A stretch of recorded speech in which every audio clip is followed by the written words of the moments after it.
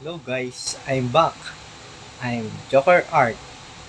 Now, we have some questions here in my another phone, and let's answer some of the topic on my thread. Let's see the questions of another Platinian. Can you bring back the skin?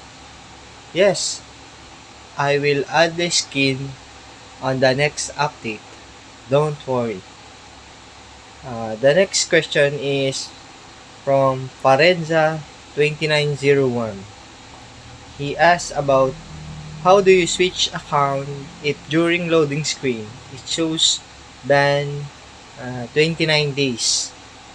If you're already a rooted phone, you can change device ID, and if you're non-root, you can delete your ML data and clear your Google Play uh, data by clicking or by pressing the app to clear the data of your Google Play.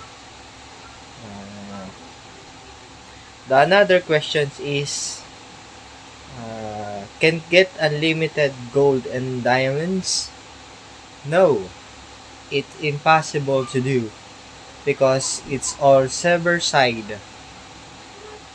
Mm, the next question is uh,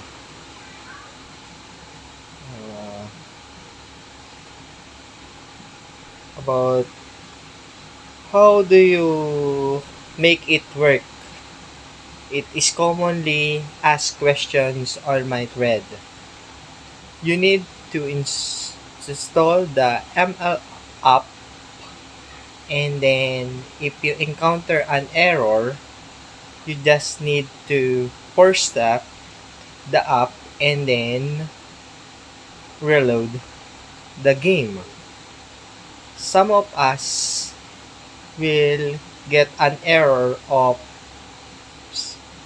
connection error or account error. You just need to force stop and restart your phone, and then you can play normally. There's another questions by Jean. Is Minimap icon as safe as the others? Of course, if played non-suspiciously, cause back that you will be banned PT Pass. It means that if you play too obvious, then your enemy will notice that you are using my menu, then they will get you reported and ban your entire game. So, you must play safe.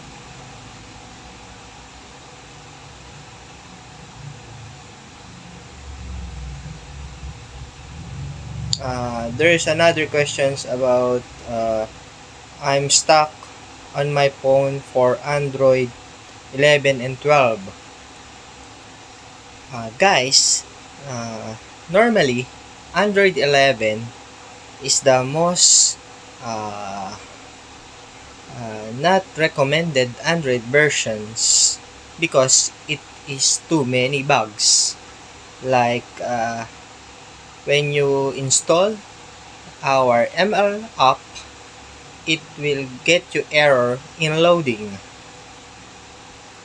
And Android 12 can cause your chat box disabled, and you need to use the copy and paste to enter your data. Android 12 can type anything when using my menu. So, you need to use my recommended tips.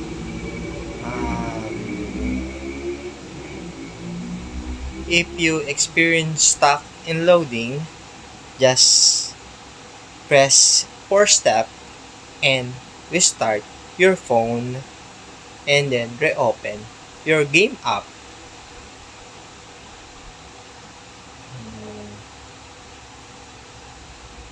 If you already click and open the game app and ask for watch and check my YouTube channel, you just need to watch this video and then press your back button of your phone to go back to your ML app, and you can play now and enjoy the whole game. Another question from Hawk TX.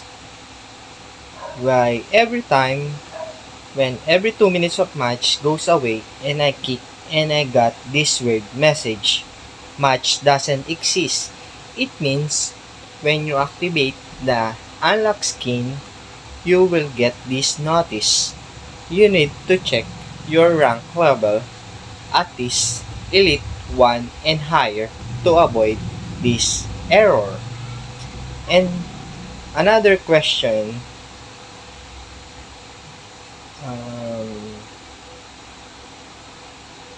why I get parse error while installing the app?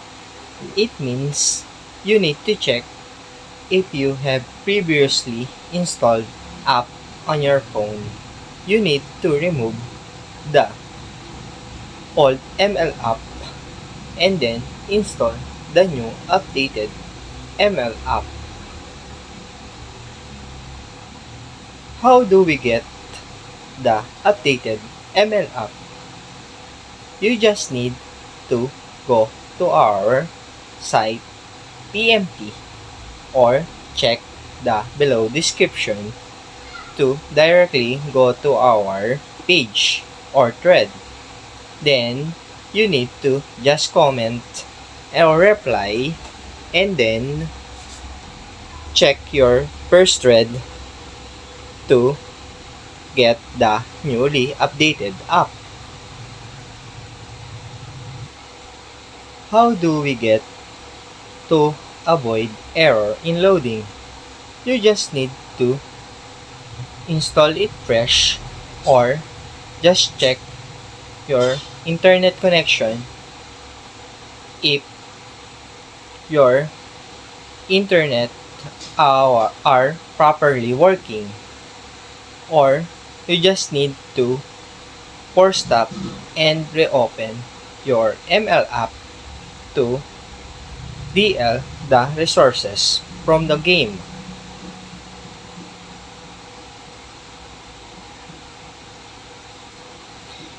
Another question is this work for all devices?